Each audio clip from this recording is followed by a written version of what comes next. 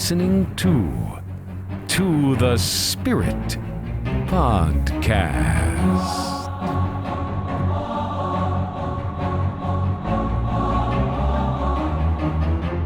Hi, friends, and welcome to the Spirit. I'm Beck. And I'm Steph. Hey, Steph. Hi, Beck.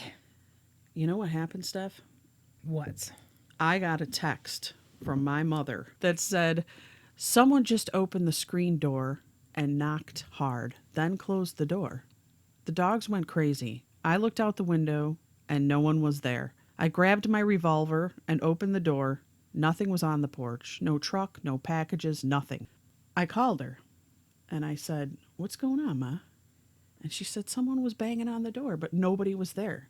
There was no packages delivered, nothing. She even looked out the window and checked. But when she came back in, the gas on her stove was turned on. Wow. That's really scary. It sounds a lot like Gabby's story, because didn't she come home and her pilots are lit? Yeah, all of them. Now, she didn't see any kids, though, but still, that was just a little... I love the country, but I don't want to live there because there's too many weird things that happen. It is scary. I'm glad I'm kind of more located towards a little bit of civilization. You're away from the city, but you have a population around you. Yes. I could run to a neighbor if I need to. Yeah, your mom is pretty remote. Yeah. So, man. I had to share that with the audience because I think our Black Eyed Kids episode or our Black Eyed People episode really screwed some people up. And Mom doesn't have dementia, right? No, absolutely not. She's doing great. She's very lucid. I know, I'm just joking. I know when she listens to this, she's going to laugh. What else? Genesis chapter 6. There were giants on the earth in those days and afterward. Today's show is about Nephilim. Yes. I didn't really know about this until probably years later after I started taking religion and the Bible very seriously. And it really came to a shock to me. So when I first learned about it, I had this Bible from somewhere that had like little comments, like whoever the scholars were that went through the Bible, they would leave little notes or whatever. Mm-hmm. So it was a Bible that had notes. Okay. That are printed in there, not someone's like handwritten. Oh, okay. I thought you were talking like notes. Post-its. No. And there's a name for that type of Bible. I just can't remember. So I looked it up, and the person who wrote it in there believes that there was ancient ruins back then that were so incredibly large that they couldn't imagine building it themselves in this next generation because they were so big. Just like how we look at the pyramids. A lot of people speculate it could be aliens. Well, he kind of said in there that there's no giants, it's just leftover civilizations with these big giant structures, so they are using their imagination. I thought that was the worst thing I was like, that doesn't make any sense either. Because when you really look at the stories of the Bible, it's very serious. I mean, it's very serious when it's talking about this, and it's kind of scary. I really think about it. And no one, neither the Jews nor the Christians, they have certain Hebrew words that mean Nephilim. They also mean other things too. Mm-hmm. And there's this level of interpretation of what it means. Is it a fallen angel? Is it remnants of the original peoples that were supposedly very gifted from God, like they were superhuman in a way? And I don't know, but it is quite frightening. It is. I'm going to go back to my theory that everything came from somewhere. Why wouldn't giants stem from something real? Well, there's real big people on this planet. Well, we know there's a possibility genetically, and for the most part, it's an abnormality. Right. Ironically, when I was looking up giantism, the people that happen this to the most are from Ireland. And I was surprised. But then there's areas of the world where you have dwarfism, and that can happen randomly. But there are places where they have found little type hobbit people, and they didn't have dwarfism. Very, very small people. I've seen pictures of my Italian relatives. They were definitely little people. I don't think there would be a store around that could accommodate them, how tiny they were. They probably had to buy adult pants and then chop the legs off. And hem them. Or use doll clothes. And I'm just thinking they didn't get enough protein where they came from. Oh. It was probably a lot of bread and pasta. Sounds stunted wonderful. their growth. Yeah, I know. No one's short in our family now. A lot of that has to do with your diet. So we know that there's big, huge people exist. Look at Shaquille O'Neal. Right. Like, Grace Jones. Grace Jones is tall. There's a lot of tall people out there, and some that are super athletic. So it's amazing what they can do. But these giants that people have recorded, and I think the most unique thing and what really stands out to me is that like every culture has giants. They all have 6 fingers, 6 toes. They're cannibals. Yeah, they that is terrorize weird. people. Yeah, the cannibal thing just gets me. Yeah, and I'm like, why is it always the same story? You have the Native Americans here in the U.S. have the same story. It's the Jews and the Irish and the Italians, giants all through the Middle East, Right. giants throughout Europe. Same story.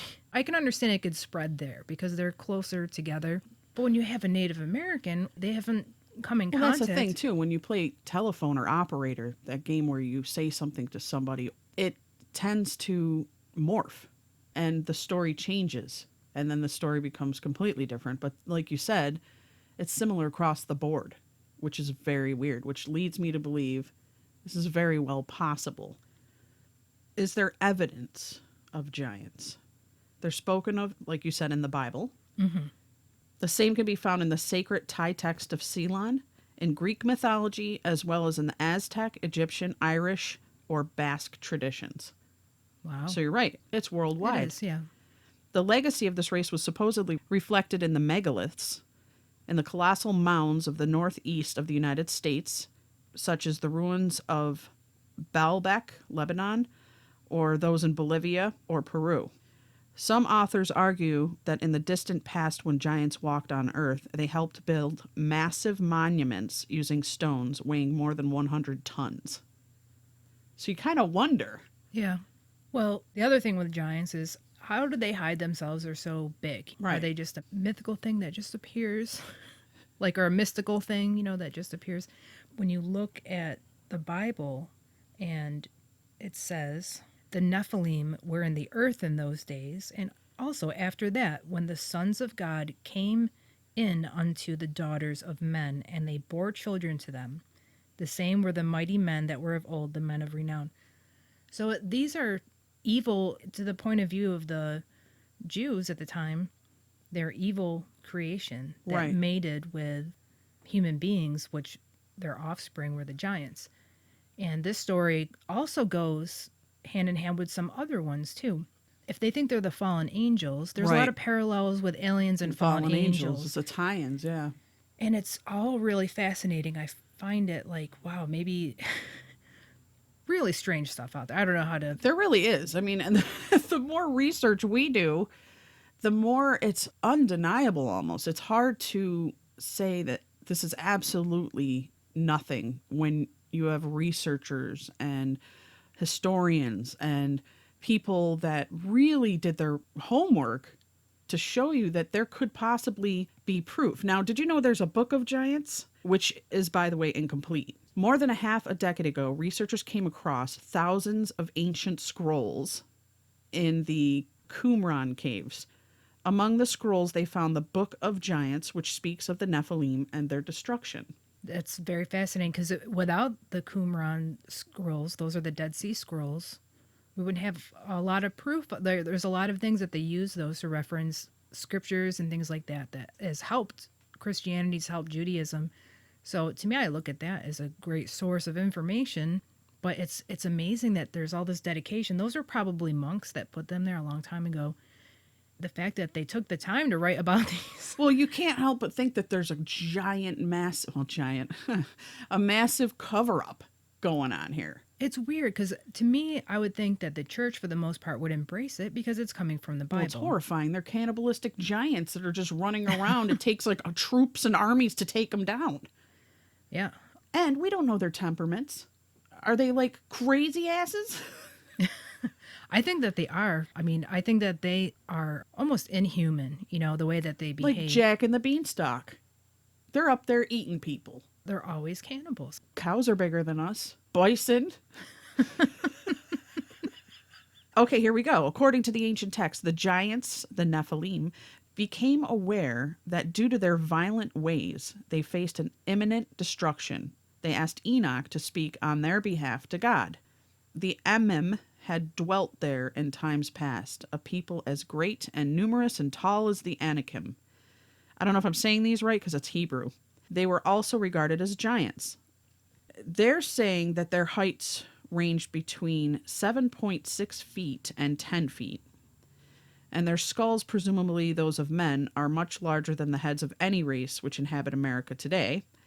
They tend to have a double row of teeth, 6 fingers, 6 toes, and like humans came in different races. The teeth in the front of the jaw are regular molars. Heads usually found are elongated due to longer than normal lifespan. A lot of people believe that there's dormant giants in the ground and that they could be unleashed upon us. I have a hard time believing that one, but there's some people who believe that. But if you ever heard of L.A. Marzulli, he's a big believer In the Nephilim. in the Nephilim. Yeah. Huge believer. With all the same traits, I'm going to read to you, when we go later on about the Native Americans, Okay. what they saw and what they've passed down through stories are white giants. Red hair, Right. 6 fingers, 6 toes, multiple rows of teeth, cannibal. Same thing. It just blows me away. And then I think the writer also talked about they've been finding, not just giants, but other races like in China.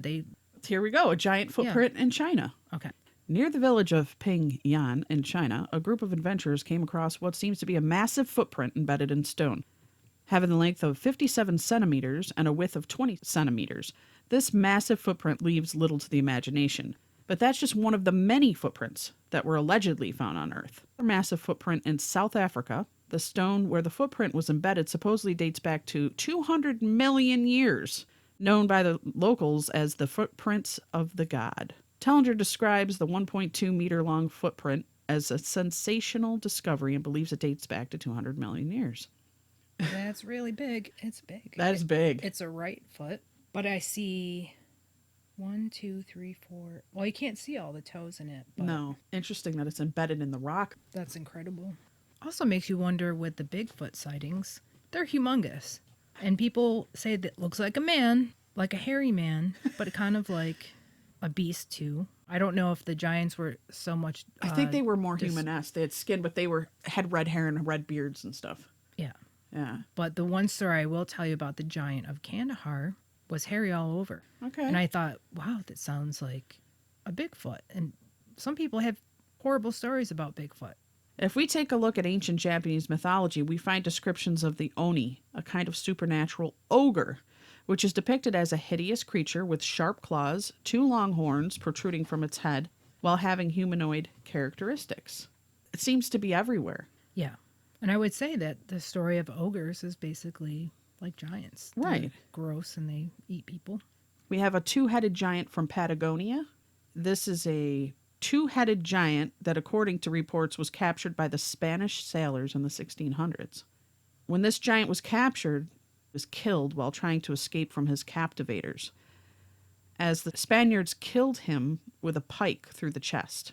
Eventually, the story faded away until the mummified remains somehow got into the UK in the 19th century. In 1914, after being passed from one showman to another, the mummified remains of Cap Droit ended up at Weston's Burnbeck Pier. There, his remains spent 45 years on display until Lord Thomas Howard purchased the remains in 1959. Cap Droit continued to amaze people and somehow ended up in Baltimore, Maryland, in a strange collection at Bob's Sideshow at the Antique Man Ltd. In Baltimore, owned by Robert Gerber and his wife. Sadly, other than the myths, legends, and stories, there's little we have about giants. This is an article from a website called Ancient Ones. The title says, Ancient Race of White Giants Described in Native Legends from Many Tribes. The Choctaw. Horatio Bardwell Cushman wrote in his 1899 book, History of the Choctaw, Chickasaw, and Natchez Indians, the tradition of the Choctaws told of a race of giants that once inhabited the now state of Tennessee, and with whom their ancestors fought when they arrived in Mississippi in their migration from the west. Their tradition states that the Nahulio race of giants was of wonderful stature. Cushman said Nahulo came to be used to describe all white people, so it's like their general term for all white people, but it originally referred specifically to a giant white race with whom the Choctaw came into contact when they first crossed the Mississippi River. The Nahulo were said to be cannibals, whom the Choctaw killed whenever the opportunity arose. Comanches.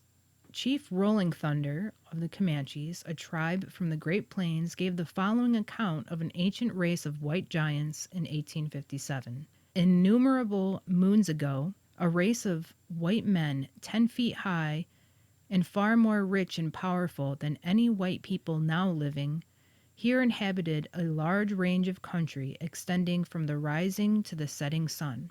Their fortifications crowned the summits of the mountains, protecting their populous cities situated in the intervening valleys. They excelled every other nation which was flourished, either before or since, in all manner of cunning handicraft, were brave and warlike, ruling over the land they had wrestled from its ancient possessors with a high and haughty hand. Compared with them, the pale faces of the present day were pygmies, in both art and arms.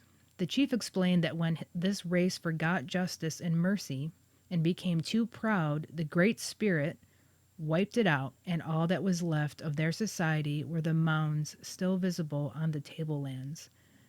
The Navajo. Yeats also writes of the Starnake people of Navajo legend, describing them as a regal race of white giants. I'm just going to pause because I'm amazed that all these 3 different tribes, different places of the United States, have white giants in their oral history. And that just blows my mind. So, a regal race of white giants endowed with mining technology who dominated the West, enslaved lesser tribes, and had strongholds all through the Americas. They were either extinguished or went back to the heavens. The Manta. Never heard of Manta tribe. In 1553, Pedro Cieza de Leon wrote in Chronicle of Peru about legendary giants described to him by the Manta indigenous people. There are, however, reports concerning giants in Peru who landed on the coast of the point of Santa Elena. The natives relate the following tradition, which had been received from their ancestors from very remote times. There arrived on the coast, in boats made of reeds as big as large ships, a party of men of such size that from the knee downward their height was as great as the entire height of an ordinary man. Though he might be of good stature, their limbs were all in proportion to their deformed size of their bodies, and it was a monstrous thing to see their heads, with hair reaching to the shoulders. Their eyes were as large as small plates. So it says Leon said that the sexual habits of the giants were revolting to the natives, and heaven eventually wiped out the giants because of those habits. How would it even There's be only one possible left. for them to breed with human women? Oh, I know. I'd be scared. You'd die. That's what I'm saying. How could you even have children? No. The Paiutes are said to have an oral tradition that told of red-haired white cannibals about 10 feet tall who lived in or near what is now known as Lovelock Cave, Nevada. It is unclear whether this oral tradition about the so-called Sitka giants existed or if it was an exaggeration or distortion of their legends made after the Paiutes were mostly killed or dispersed in 1833 by an expedition by explorer Joseph Walker. Brian Dunning of Skeptoid explored Paiutes legends and found no mention of the Sitka being giants.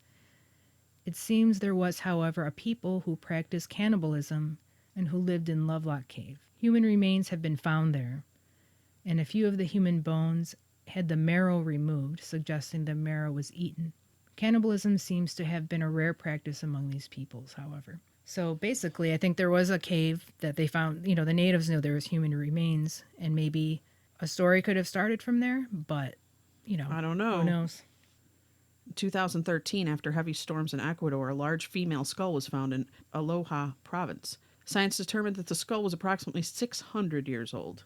This skeleton stood at 7'4" tall, which was astounding because the average height of a woman in those days was 5'8". Now, I tried to look up to see if they had any photos of giants. You're not using DuckDuckGo. I should probably switch to that. Definitely. And this is not It's like in Ecuador. but it's a real one, they're saying? No, they found it in 2013. Holy moly. They researched into this, and it led into the discovery of 5 more giant skeletons in that same area, all between 7 and 8 feet tall, and they were buried in deep, elaborate graves. They were found at 2 separate sites, leading scientists to conclude that they were probably from 2 different tribes. So they're tribes of giants. The remains of a much larger giant were found in Ecuador in 1964. Father Carlos Vaca, a priest who worked with hospitals, was called upon to examine some strange bones found in a mountainous area. Vaca determined the bones were human, despite being incredibly large. The bones were taken to Austrian artifact researcher Klaus Donner, who allowed several experts to view the bones. They all came to the same conclusion. They belonged to a human who likely would have been over 25 feet tall. That's what you were looking at. They also concluded that the bones were over 10,000 years old. Wow. The New York Giants, 1871 archaeological dig at the Native American burial ground unearthed 200 giant skeletons, some measuring up to 9 feet tall. The remains could have been up to 9,000 years old. And how tall were they? Over 9 feet tall. Wow. The Giants of Death Valley, 1931. They discovered some caves and tunnels in Death Valley, decided to explore them. And what they at first assumed to be a small cave turned out to go on for 180 square miles. And one of the first things they discovered was some kind of ritual or religious hall covered in strange hieroglyphics. But stranger still was a discovery of 9-foot-tall humanoid skeletons. The story was officially reported in San Diego newspaper in 1947. The remains were mummified and estimated to be at around 80,000 years old. However, the story quickly faded. Now, you have to understand, North America was loaded with these things, but the Smithsonian went in and cleaned this all up. It's said, You can't find that on Google either. no, DuckDuckGo, guys. DuckDuckGo, they don't censor what you find, but over the last 100 years, thousands of giant skeletons have been found throughout the world, especially in the American Midwest. So where's the evidence? One way or another, the Smithsonian Institute quickly caught wind of most of these giant findings and made evidence disappear. In most cases, those who exhumed the giant skeletons reported their findings immediately to the Smithsonian, naively trusting the Institute to do what was in the public's interest. Apparently, the Smithsonian's concept of in the public's interest included protecting Darwin's theory of evolution and the established historical narrative at all costs. In other words, lying to the public. In August of 2015, a U.S. Supreme Court ruling forced the Smithsonian Institute to admit that it had been covering it up and destroying tens of thousands of giant skeletal remains since the early 1900s, destroying them. The case against the Smithsonian was made by the American Institution of Alternate Archaeology, AIAA, and the irrefutable evidence came from the whistleblowers within the Smithsonian who admitted to the existence of documents that allegedly proved the destruction of tens of thousands of human skeletons reaching between 6 and 12 feet in height, a reality mainstream archaeology cannot admit to for various reasons. A spokesman for the AIAA explained, "There has been a major cover-up by the Western archaeological institutions since the early 1900s to make us believe that America was first colonized by Asian peoples migrating through the Bering Strait 15,000 years ago, when in fact, there are hundreds of thousands of burial mounds all over America, which the natives claim were there for a long time before them, and that show traces of highly developed civilization, complex use of metal alloys, and where giant human skeletons remains are frequently found but still go unreported in the media and news outlets. A turning point in the court case was when a 1.3 meter long human femur bone was shown as evidence in court as the existence of giants. Wow. The evidence came as a blow to the Smithsonian's lawyers, and the bone had been stolen from the Smithsonian by one of their high-level curators in the mid-1930s, who had kept the bone all his life, and which had admitted on his deathbed in writing of the undercover operations of the Smithsonian. "It is a terrible thing that has been done to the American people," he wrote in the letter. "We are hiding the truth about the forefathers of humanity, our ancestors, the giants who roamed the earth as recalled in the Bible and ancient texts of the world." It's pretty incredible. I wouldn't doubt that there's some cover-up going on, especially when some people are coming out with some proofs.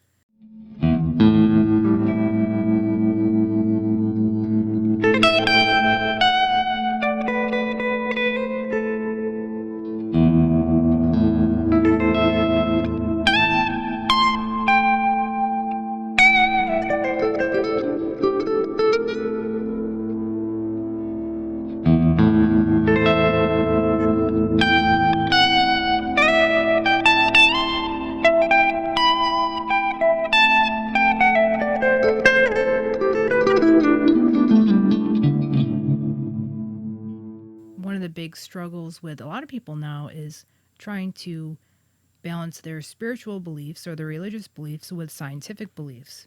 And if you look at the way that science is formed, and it's wonderful what we do have, there's this, I think, purpose of trying to destroy the spiritual belief and to kind of rip apart any historical stories or values that come from the Bible. What is that about? Control?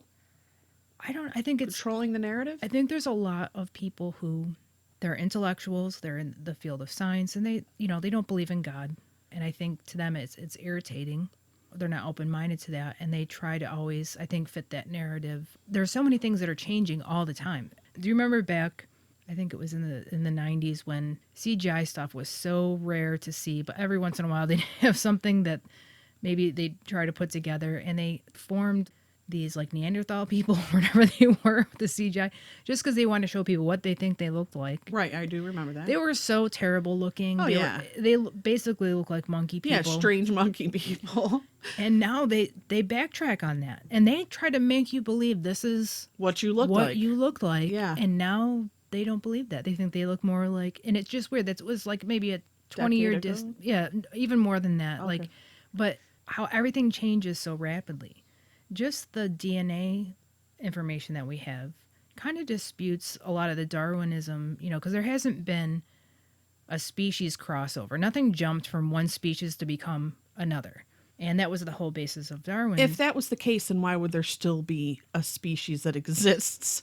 Wouldn't they have all jumped over? Yeah, and they all have answers for this.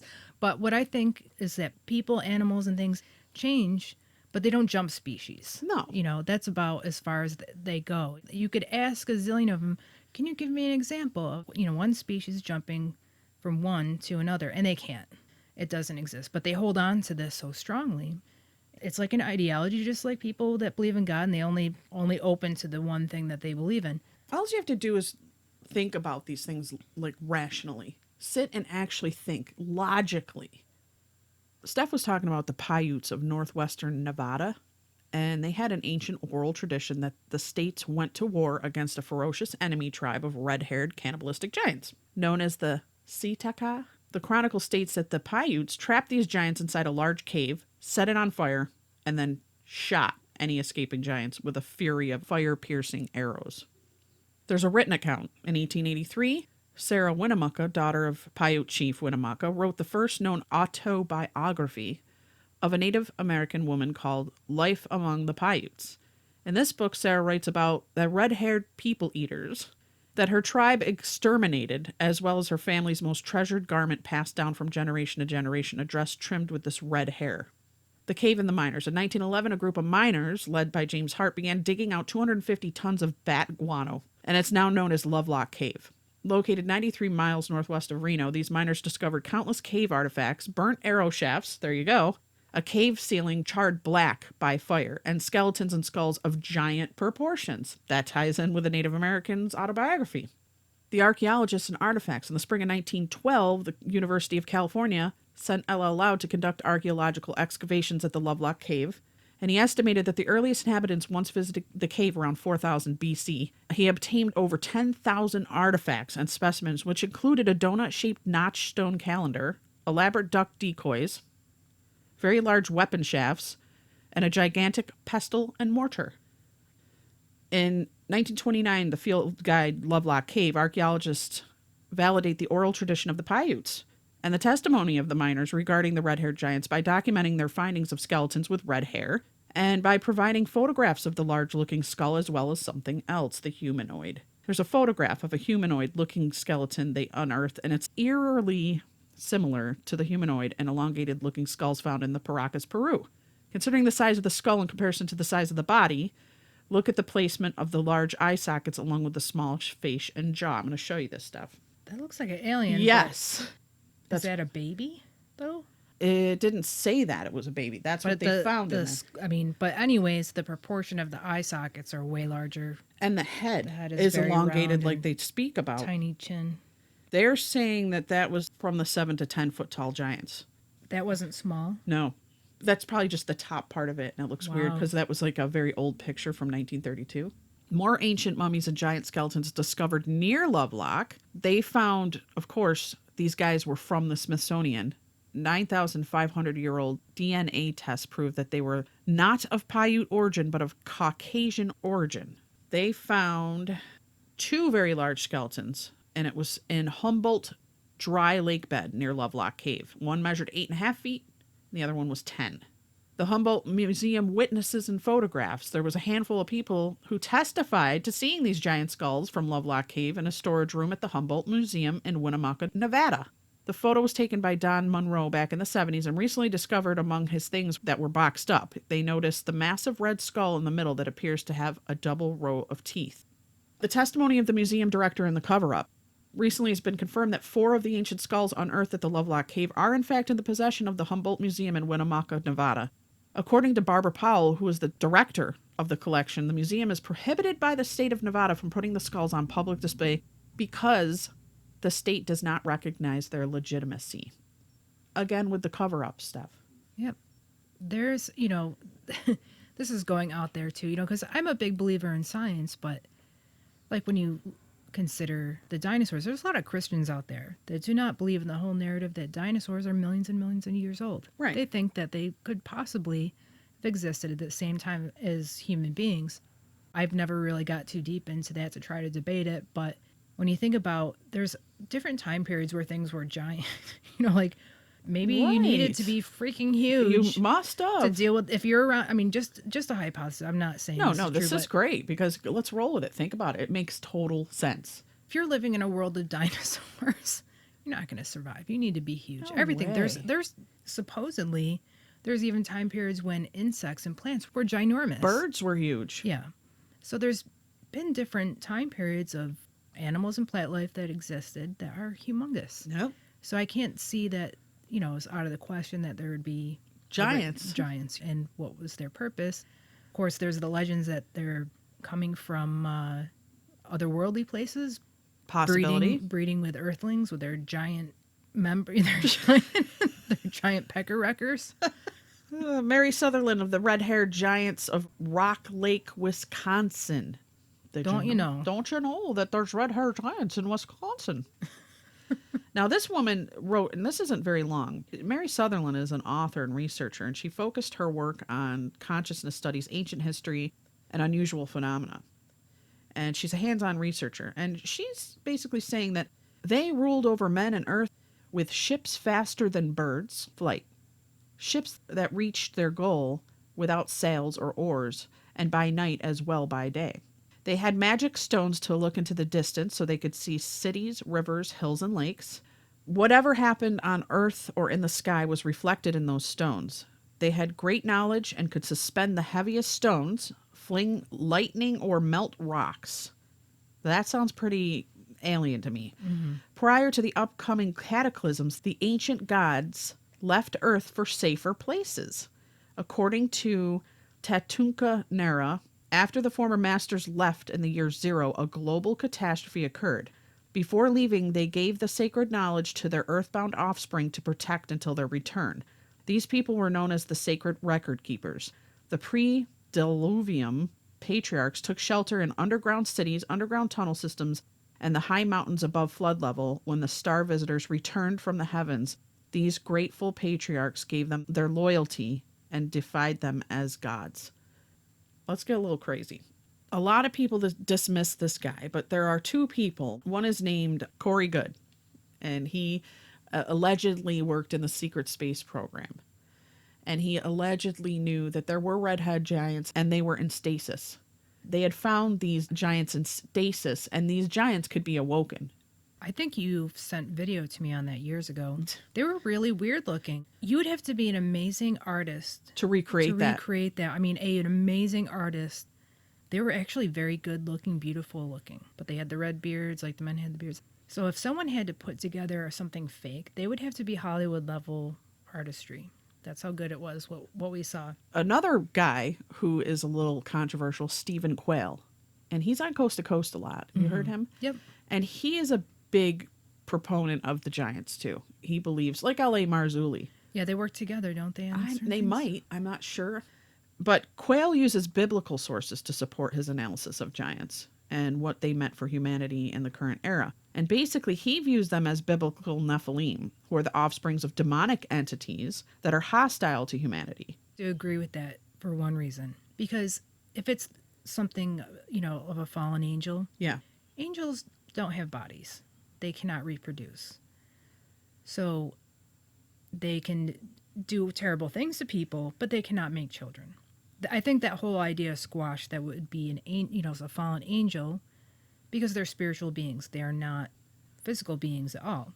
So I think it's more another type of creature that exists, just like we exist in the universe. They exist somehow mated with human beings. There's a video that was recorded in 2008 that I showed you, Steph, and features an alleged stasis being, not a giant, discovered in Kurdistan, region of Iran. According to Good, they're keeping these hidden. Yeah, I remember this. Yeah. Just the artifacts that are in there. It's hard to get an idea of how big they are. They look like a big man. Do you see the red hair? Is that the one with the red beard and everything? Yeah, it's like blondish. Doesn't he red. look like a king? Yeah, he's wearing a helmet. He's got a big long nose, but like a good-looking face, like something very striking about it. I really don't know what to think of all this stuff. There's a part of me that truly believes that giants existed, and I do believe that there was a cover-up. Now, do you think that they might exist now? I don't know if they're alive now, and if they are, I would tend to believe maybe they're in stasis or off-planet. But there is one story about the Kandahar Giant. The Kandahar Giant, United States military has been in Afghanistan for a long time. Stephen Quayle spoke of an occurrence still classified by the U.S. government in his popular radio show Coast to Coast. The events allegedly happened in 2002 on a desert part of Afghanistan. When a U.S. Army squad went missing, a Special Ops Task Force was sent to find out what had happened, and the soldiers walked along a ragged, mountainous trail until arriving at the entrance of a large cave. Always a cave. I don't know why giants love those caves. Pieces of broken U.S. military equipment and gear were scattered all around the clearing. The task force was about to enter the cave to explore its recesses when a 13-feet red-headed, 6-digit, double-toothed humanoid emerged and attacked them. Wow. This was in 2008? 2002. Let me see. 2002. According to the witnesses, the giant pierced one of the soldiers with his long spear, killing him, before the rest of the squad could take him down, shooting at his face for 30 seconds straight. Which sounds like a short amount of time, but you're supposed to drop dead once you get hit. Unless you're on bath salts. Yeah. The body of the giant was packed and loaded into a helicopter and transferred to a secret location in the USA for study. Oh, it was probably... they brought it over to the Smithsonian. Of course. Yeah. The Smithsonian's like the Vatican.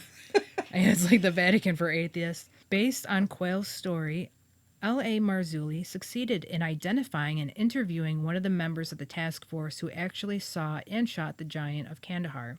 As the event became to be known, the soldier said that his squad, on searching the cave, had come around a gigantic humanoid with a thick red beard and long hair of the same color. Inside the cave, there were remains of human bones, leading the military to think that the creature was a cannibal. One of the soldiers was impaled by the weapon the giant wielded, a kind of long spear or lance. During the 30-second shootout, according to the witness, the United States government didn't disclose the event and has no intention to do it in the future because giants don't match with any of the way that we explain our world. The giant weighed about 500 kilograms, so I think that's like a little over 1,000 pounds probably, Okay. as estimated by the C-130 cargo plane team who transported the body from the pickup location to the United States. The witnesses remembers that one of the pilots noted a terrible stench of musk and dirt exuding from the cadaver, like a man who didn't shower for 10 years. The witness told Marzulli that the odor was more intense than that of a skunk and close to that of a pile of decomposing corpses. Kind of reminds me of the way people describe Bigfoot, they stink. Yeah. The giant wore a canvas or animal hide to protect his feet, like some sort of moccasins. We searched online and retrieved the original interview. The witness talks about the encounter with this huge being, which had occurred in a remote area near Kandahar, Afghanistan. Marzulli calls the witness the shooter due to his active involvement in the giant's killing and claims to have interviewed him 3 times on the phone and at different times to check for any discrepancies in the story. Having found none, eventually he was convinced that the event was real and decided to meet the military in person. The meeting occurred in an undisclosed location. Coincidentally, on one of his trips to meet with the shooter, Marzulli found out that his driver was a former military who had served in Afghanistan a few years later, the event he was investigating, and that he knew about it. The new witness, codenamed Mr. D, was interviewed by Marzulli in the documentary series Watchers X and said, "When we came back to base, we would hear our colleagues talk about a unit that had found and killed a person inside or at the entrance of a cave. At first I didn't think much of it, but then I've heard that fellow's size was 3 times that of a human being, and that he had more fingers and toes than a normal man, that he had red hair, and that a special unit was looking for him." As the documentary rolls on, Marzulli shows an iron tip weighing about 6 kilograms, which is about 12 pounds, is attached to a pole to make a spear. Would be difficult to maneuver for a middle-sized man. That tip was found in Michigan and given to an Indian chief of the reservation, but it is the same object that the shooter claims to have seen in the hands of the Giant of Kandahar during the attack, the same iron tip that killed his colleague. In the video, the shooter is called Mr. K and is introduced just as a worker. He confirmed that he was serving in Afghanistan in 2002 and that his unit had been called for a rescue mission of another unit which had gone missing in a remote area of that country. So remote, he says, that they had to get there via air with a 4-kilometer distance flight. Goes on and on. Long story short, stay the hell away from caves. Yeah, I know. Stay out of the mountains in the Pacific Northwest. Hide in your house. Don't go to the go. Midwest. Stay out of Nevada, the desert. I know. We've already been told with COVID we have to stay indoors for the most part. We might as well go to space at this point. I mean, don't we're want to. all locked. I don't either, but we're all locked down. We Yeah. can't go for nature hikes. We're probably going to be taken by something. Just be careful when you are at home that you don't answer that door with those black-eyed kids. God. So many things that can come after us. I'm more afraid of wasps than anything else. But You're more afraid of wasps than BEKs? I think so. Than giants. I don't know, those little tiny bodies with the dangly leg, and they come too close. Just too close. What about giants with like rows of teeth? That would be scary, but I don't think I'm ever going to meet one personally. If I do, I'll let you know. Please do. Please do. Well, listeners, we want to thank you for leaving us reviews, for sending in the emails, the questions, the comments, and for listening. You can reach us at tothespiritpod@gmail.com. You can find us at To The Spirit Pod on Facebook, Instagram, YouTube, and Twitter. And if you really want to find us, we'll be hiding in our houses from now on. For the rest of our lives. Bye, guys. To the Spirit Podcast. Supernatural science. Aliens. Psychic. Mystic Spirits. Divine Source Heaven. It's magic.